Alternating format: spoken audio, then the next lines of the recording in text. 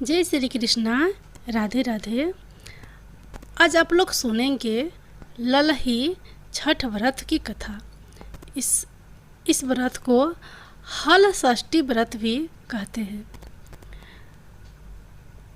आज भाद्र पद मास को षष्ठी तिथि है और आज ही के दिन हल छठ या हल षष्ठी के पवित्र त्यौहार मनाया जाता है। आज का पावन दिन भगवान श्री कृष्ण के बड़े भाई बलराम जी को समर्पित होता है। हल छठ का व्रत रखने और इसकी व्रत कथा को सुनने से मनुष्यों के सभी जाने और अनजाने में किए गए पाप नष्ट हो जाते हैं और सभी मनोकामनाएं पूरी होती हैं। संतान की लंबी आयु के लिए यह व्रत रखा जाता है और भगवान के आशीर्वाद से संतान के जीवन पर आए सभी संकट दूर हो जाते हैं। भगवान श्री कृष्ण के बड़े भाई बलराम जी का प्रिय अस्त्र हल ही था। किसान के लिए हल और बैल बहुत महत्वपूर्ण होते हैं, इसलिए वे बलराम जयंती के दिन व्रत रखकर हल बैल और हलधर बलराम की पूजा करते हैं। जो महिलाएं हल छठ अर्थात हल षष्ठी का व्रत रखती हैं, वे इस दिन हल से जुती हुई सामग्री अर्थात अनाज नहीं खा सकती और ना ही गाय का दूध अथवा घी खा सकती हैं। उस दिन उन्हें केवल वृक्ष पर लगे खाद्य पदार्थ खाने की अनुमति होती है।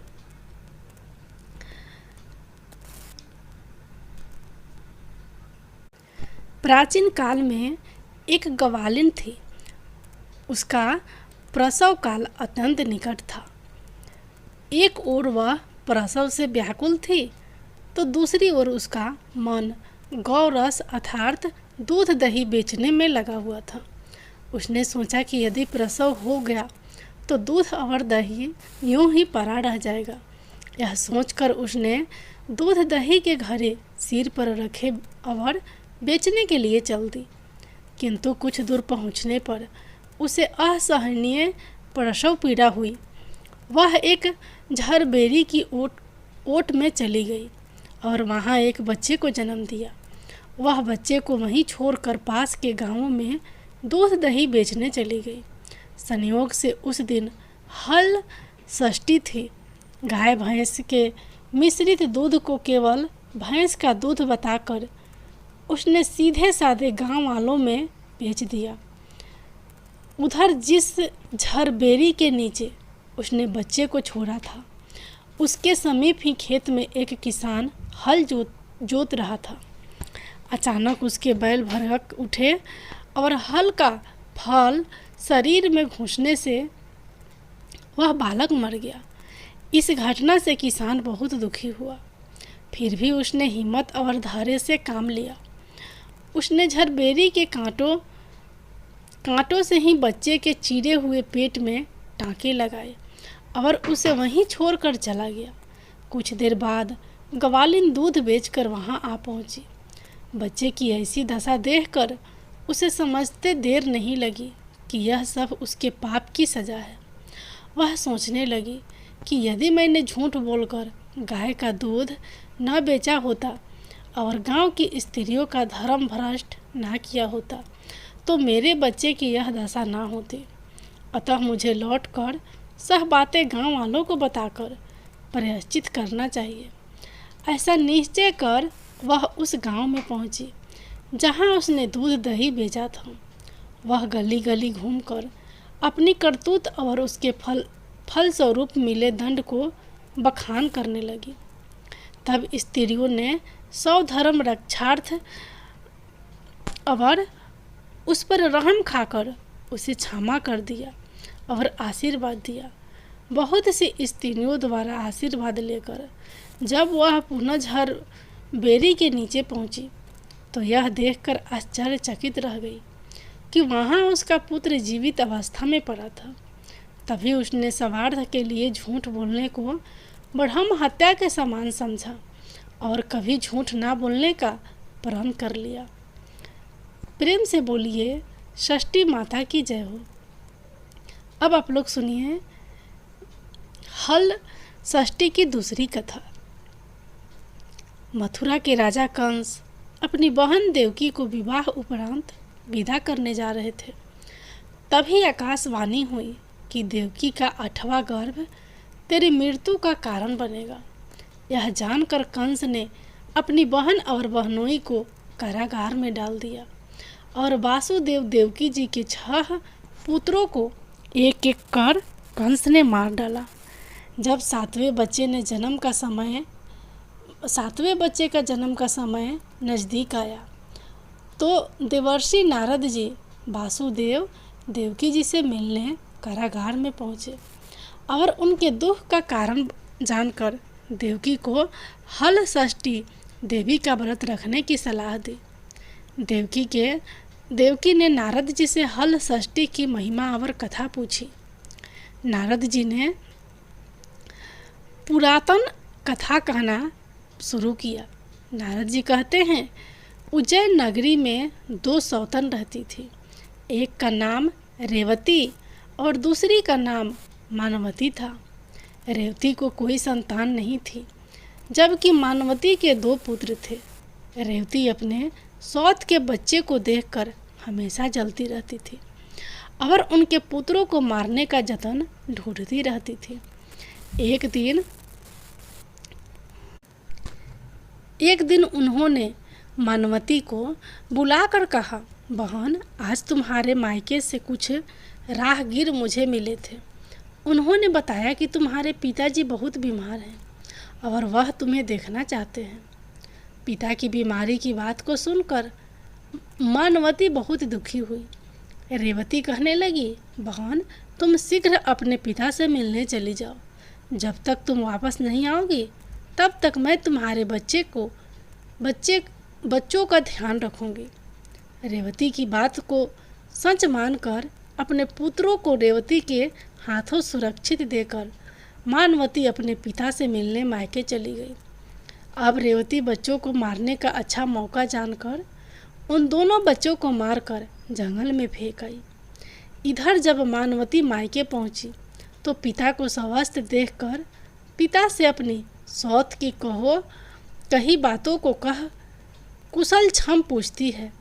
अब मानवती के माता पिता को कोई अनहोनी का संदेह होने लगता है और पुत्री से वापस ससुराल जाने के लिए कहते हैं। किंतु मानवती की माता कहती है कि पुत्री, आज हल षष्ठी माता के व्रत का दिन है, अतः तुम भी पुत्रों की दीर्घ आयु की कामना से यह व्रत करके आज की जगह कल चली जाना। माता की सलाह मानकर मानवती पुत्री की स्वास्थ्य कामना से हल षष्ठी माता का व्रत धारण कर दूसरे दिन अपने घर जाने को निकल पड़ती है। रास्ते में वही जंगल पड़ा जहाँ रेवती ने मानवती के दोनों बच्चों को मारकर फेंक दिया था। वहाँ अपने बच्चों को खेलते देख मानवती उनसे पूछती है कि तुम लोग यहाँ कैसे पहुँचे। तब पुत्रों ने बताया कि आपके चले जाने पर हमारी दूसरी माता रेवती ने हमें मारकर यहाँ फेंक दिया था। तभी एक दूसरी स्त्री ने हमें फिर से जिंदा कर दिया। अब मानवती को समझते देर न लगी कि यह सब माता हल षष्ठी की कृपा से संभव हुआ है और माता की जयकार करती हुई घर को गई। नगर में मानवती के पुत्रों को पुनः जीवित देख और माता हल षष्ठी की महिमा जानकर सभी स्त्रियां हल षष्ठी का व्रत करने लगी। इसके बाद नारद जी देवकी जी से कहते हैं, अब हल षष्ठी माता की तीसरी कथा सुनिए। चंद्रवत नाम का एक राजा था जिनका एक ही पुत्र था। राजा ने राहगीरों के लिए एक तालाब खुदवाया, किंतु उसमें जल नहीं रहा, अर्थात तालाब का सारा जल सूख गया। राहगीर जब रास्ते से गुजरते तो सूखे तालाब को देखकर राजा को गालियाँ देते थे। इस खबर को सुनकर राजा बहुत दुखी हुआ कि मैंने तालाब खुदवाया परंतु मेरा धन और धर्म दोनों ही व्यर्थ हो गए। उसी रोज रात में राजा को सपने में वरुण देव ने दर्शन देकर कहा कि यदि तुम अपने पुत्र की बलि तालाब में दोगे तो तालाब में पुनः जल भर जाएगा। सुबह राजा ने सपने की बात दरबार में सुनाई और कहा कि मेरा धन और धर्म भले ही व्यर्थ हो जाए, परंतु मैं अपने पुत्र की बलि नहीं दूंगा। यह बात एक दिन राजकुमार तक पहुंची तो वह सोचने लगा कि यदि मेरी बलि से तालाब में पानी आ जाए तो लोगों को भला होगा। ये सोचकर राजकुमार अपनी बलि देने के लिए तालाब में बैठ गया। अब तालाब पानी से लबालब भर गया और जल के जीव जंतुओं से तालाब परिपूर्ण हो गया। इकलौते पुत्र की मृत्यु हो जाने से राजा दुखी होकर वन को चला गया। राजा ने वन में देखा कि वहाँ 5 स्त्रियां व्रत कर रही थी, तो उन्हें देखकर राजा ने उन स्त्रियों से पूछा, आप सब कौन सा व्रत कर रही हैं और क्यों कर रही हैं? राजा के पूछने पर स्त्रियों ने हल षष्ठी व्रत की संपूर्ण विधि राजा को बताई। उसे सुनकर राजा वापस नगर को गया और अपनी रानी के साथ उस व्रत को किया।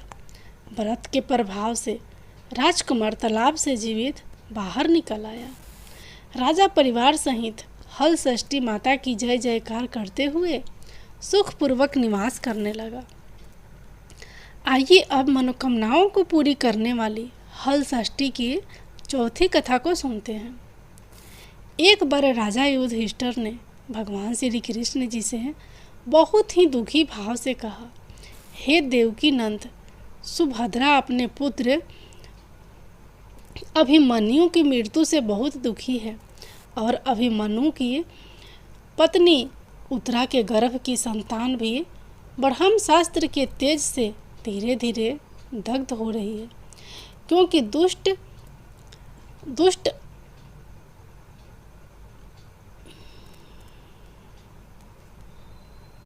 अश्वत्थामा ने गर्भ को निस्तेज कर दिया है। द्रौपदी भी अपने 5 पुत्रों के मारे जाने से अत्यंत दुखी है। अतः आप इस महादुख से बाहर निकलने का कोई उपाय बताइए। तब भगवान श्री कृष्ण ने कहा, हे युधिष्ठिर, मैं तुम्हें हल षष्ठी व्रत की महिमा बताता हूँ, इसे ध्यान लगाकर सुनिएगा। यह व्रत भाद्रपद के कृष्ण पक्ष की षष्ठी पर भगवान शिव, देवी पार्वती, भगवान गणेश और स्वामी कार्तिकेय की विधि विधान से पूजन करने से पुत्र पौत्र की अल्प आयु और दुख से मुक्ति प्रदान करता है। भगवान श्री कृष्ण जी ने राजा युधिष्ठिर को इस व्रत की कथा सुनाई। श्री कृष्ण जी कहते हैं, पूर्व काल में सुभद्र नाम का राजा था, जिनकी रानी का नाम सुवर्णा था। राजा रानी को एक हस्ती नामक पुत्र था। एक बार राजकुमारी हस्ती धाय माँ के साथ गंगा स्नान करने गया। बाल स्वभाववश हस्ती जल में खेलने लगा। तभी एक मगरमच्छ ने उसे अंदर खींच लिया। इसकी सूचना धाय माँ ने जाकर रानी सुवर्णा को सुनाया।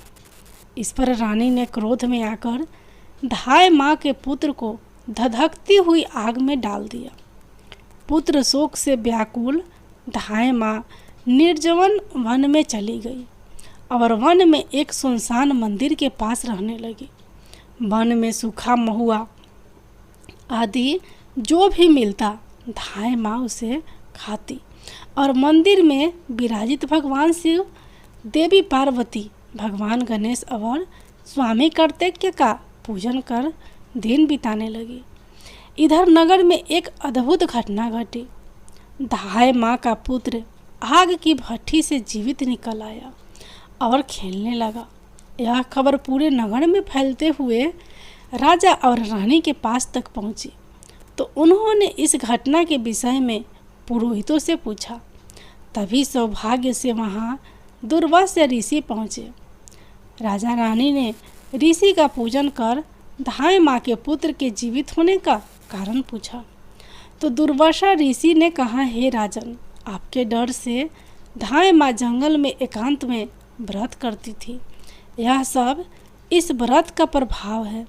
अब राजा रानी सभी नगरवासियों के साथ दुर्वासा जी की अगुवाई में उस जंगल में धाय माँ के पास पहुँचे और व्रत के विषय में अधिक जानकारी ली।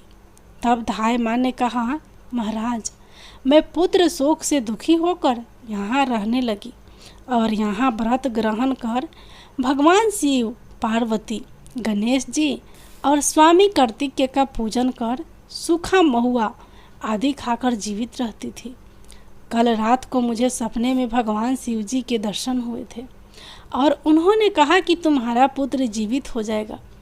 अब रानी ने धाय माँ से हल छठ व्रत की पूजा विधि को पूछा तो दुर्वासा जी ने हल छठ व्रत की संपूर्ण पूजा विधि बताया।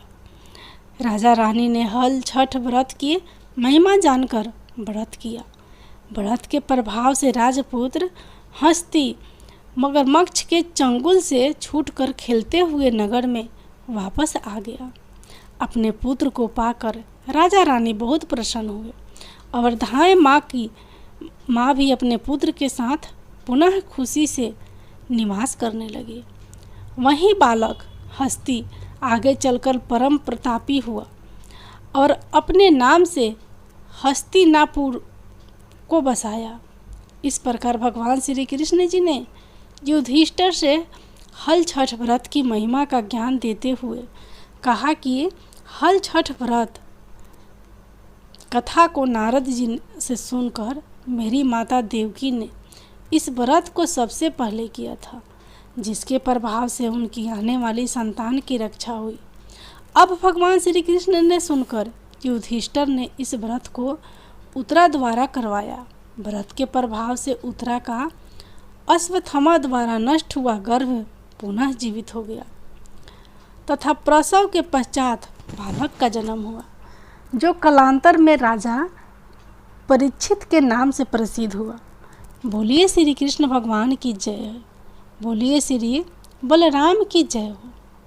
इसके बाद नारद जी देवकी से हल षष्ठी व्रत की 5वीं कथा कहना शुरू करते हैं। एक नगर में 2 स्त्रियां रहती थी। दोनों एक ही परिवार के थी और रिश्ते में देवरानी जेठानी लगती थी। देवरानी का नाम सलोनी था, जो बड़ी ही नेक सदाचारणी तथा दयालु थी। जेठानी का नाम तारा था, वह स्वभाव से बड़ी ही दुष्ट थी। एक बार दोनों ने हल छठ का व्रत किया। विधिवत पूजन या इत्यादि के बाद शाम को दोनों भोजन के लिए थालियां परोसकर ठंडे होने के लिए रखकर बाहर जाकर बैठ गई। उस दिन सलोनी ने खीर तथा तारा ने महेरी बनाई थी। अचानक 2 कुत्ते उनके घर में घुसे और भोजन खाने लगे। अंदर से चप चप की आवाज़ आई तो दोनों अपने अपने कक्ष के भीतर जाकर देखने लगी। सलोनी ने कुत्ते को खीर खाते देखा तो कुछ नहीं बोली तथा बर्तन में बची हुई बाकी खीर भी उसके आगे डाल दी। लेकिन तारा थाली में मुंह मारते कुत्ते को देखते ही आग बबूला हो गई। उसने कमरे का द्वार बंद किया और फिर डंडा लेकर कुत्ते को इतना मारा कि उसकी कमर ही तोड़ डाली। कुत्ता यदमारा होकर जैसे तैसे जान बचाकर वहाँ से भागा। दोनों कुत्ते जब बाहर मिले तो एक दूसरे का हाल चाल पूछने लगे। जो कुत्ता सलोनी के कक्ष में गया था वह बोला कि मैं जिसके कक्ष में गया था वह स्त्री तो बड़ी भली है। मुझे खीर खाते देखकर भी उसने कुछ नहीं कहा, बल्कि बर्तन में खीर समाप्त हो जाने के बाद उसने उसमें और खीर डाल दी ताकि मैं भर पेट खा सकूं। उसने तो मेरी आत्मा ऐसी तृप्त की है कि मैं उसे बार बार आशीर्वाद दे रहा हूँ। मेरी तो ईश्वर से यही कामना है कि मरने के बाद मैं उसी का पुत्र बनूं और जीवन भर उसकी सेवा करके इस ऋण की चुकता कर रहूं। जिस प्रकार उसने मेरी आत्मा को तृप्त किया है उसी प्रकार मैं उसकी आत्मा को तृप्त और प्रसन्न करता रहूं। अब तुम बताओ, तुम्हारे साथ क्या बीती? लगता है तुम्हारी तो वहाँ खूब पिटाई हुई है। दूसरा कुत्ता बड़े ही दुखी स्वर में बोला, तुम्हारा अनुमान ठीक है भाई। आज से पहले मेरी ऐसी दुर्गति कभी नहीं हुई थी। पहले तो थाली में मुंह मारते ही सारा जबड़ा हिल गया। फिर भी भूख से परेशान होकर मैंने 2-4 कौर सटके ही थे कि वह दुष्ट स्त्री आ गई और कमरा बंद करके डंडे से उसने मुझे इतना मारा कि मेरी कमर ही तोड़ डाली। मैं तो ईश्वर से यही निवेदन करता हूँ कि अगले जन्म में मैं उसका पुत्र बनकर उससे बदला चुकाऊँ। जैसे उसने मार मार कर मेरी कमर तोड़ी है, वैसे ही भीतरी मार से मैं भी उसका हृदय और कमर तोड़ डालूं। कहते हैं कि बेजुबान की बद्दुआ बहुत बुरी होती है। इसे देवयोग ही कहा जाएगा। कि दूसरा कुत्ता शीघ्र ही मर गया और मरकर उसने तारा के घर में ही पुत्र रूप में जन्म लिया। पुत्र रत्न पाकर तारा बहुत खुश हुई। पुत्र को लेकर उसने अपने मन में बड़े बड़े मंसूबे बांध लिए। परंतु दूसरे दिन ही जब घर घर में हल षष्ठी का पूजन हो रहा था, तब वह लड़का मर गया। तारा की तो जैसे दुनिया ही उजड़ गई। वह दहाड़े मार मार कर रोने लगी। लेकिन किया भी क्या जा सकता है। जैसे तैसे उसने अपने सीने पर सब्र का पत्थर रख लिया। फिर तो हर बरस उसके लड़का होता और हल षष्ठी के दिन मर जाता। जब 3-4 बार ऐसा हुआ तो तारा को इस पर कुछ संदेह हुआ कि आखिर मेरा लड़का हल षष्ठी के दिन ही क्यों मरता है। फिर एक रात सपने में उसे वही कुत्ता दिखाई दिया। उसने कहा, मैं ही बार बार तेरा पुत्र होकर मृत्यु को प्राप्त हो रहा हूँ। तूने मेरे साथ जो व्यवहार किया था, मैं उसी का बदला चुका रहा हूँ। तारा बहुत दुखी हुई और उसने अपने किए का प्रायश्चित करने का उपाय पूछा। तब उस कुत्ते ने बताया, अब से हल छठ के व्रत में हल से जुता हुआ अन्न तथा गाय का दूध नहीं खाना। होली की भुनी हुई बाल तथा होली की धूल आदि हल छठ पूजा में चढ़ाना। तब कहीं मैं तेरे घर में आकर जीवित रहूँगा। पूजा के समय यदि तारक गंध छिटके तो तू समझना कि अब मैं यहीं जीवित रहूँगा। तारा ने वैसा ही किया और इस हल षष्ठी के व्रत के प्रभाव से उसकी संतान जीने लगी। तभी से संतान कामना सुख सौभाग्य के लिए यह व्रत किया जाता है। प्रेम से बोलिए, हल छठ मैया की जय हो। अब आइए हल षष्ठी की छठी और अंतिम कथा सुनते हैं। दक्षिण में एक सुंदर नगर था। वहाँ एक बनिया अपनी पत्नी के साथ रहता था। दोनों पति पत्नी स्वभाव से बहुत अच्छे और संस्कारी थे। बनिया की पत्नी गर्भवती होकर संतान को जन्म देती थी, किंतु दुर्भाग्यवश उनकी संतान कुछ समय बाद ही मर जाती। इस प्रकार एक एक करके बनिया की पत्नी की 6 संतानें मृत्यु को प्राप्त हुई। इस कारण दोनों पति पत्नी बहुत दुखी होकर संतान की कामना लेकर घर से वन चले गए। वहाँ जंगल में एक साधु ने उनकी भेंट हुई तो उन्होंने साधु से अपनी व्यवस्था सुनाई। साधु ने ध्यान लगाकर देखा कि बनिया का संतान कहाँ है। साधु ध्यान में यम, कुबेर, वरुण, इंद्र आदि लोगों में ढूंढा, किंतु जब बनिया के बच्चे नहीं मिले तो साधु ब्रह्म लोक गए। वहाँ साधु ने बनिया के सारे संतानों को देखकर उन्हें अपने माता पिता के पास लौटने का आग्रह किया। बच्चों ने वापस लौटने से मना करते हुए कहा कि मुनिवर, इससे पूर्व हम कई बार जन्म ले चुके हैं। हम किस किस माता पिता को याद रखकर उनके पास जाएं। हम जन्म मृत्यु और गर्भ के चक्र से अब मुक्त हो गए हैं, अतः अब हम नहीं जाना चाहते। तब साधु ने उन्हीं बच्चों से बनिया को दीर्घ जीवो संतान के प्रताप का उपाय पूछा। उन आत्माओं ने कहा कि यदि बनिया और उनकी पत्नी माता हल षष्ठी का व्रत रखकर पूजन और कथा श्रवण करे और अपने पुत्र को व्रत के उपरांत जल से भीगे कपड़े से लपेटे तो उनका वह बालक दीर्घजीवी होगा। उन आत्माओं से इस प्रकार सुनकर साधु ध्यान से वापस आकर बनिया से हल षष्ठी व्रत का नियम तथा कथा आदि को बताया। साधु से यह विधि विधान सुनकर दोनों पति पत्नी घर वापस आ गए। समय उपरांत जब हल षष्ठी का दिन आया तो उन्होंने व्रत रखा और संतान प्राप्ति का वरदान मांगा। माता हल षष्ठी की कृपा से अब बनिया की पत्नी गर्भवती हुई और एक सुंदर संतान को जन्म दिया।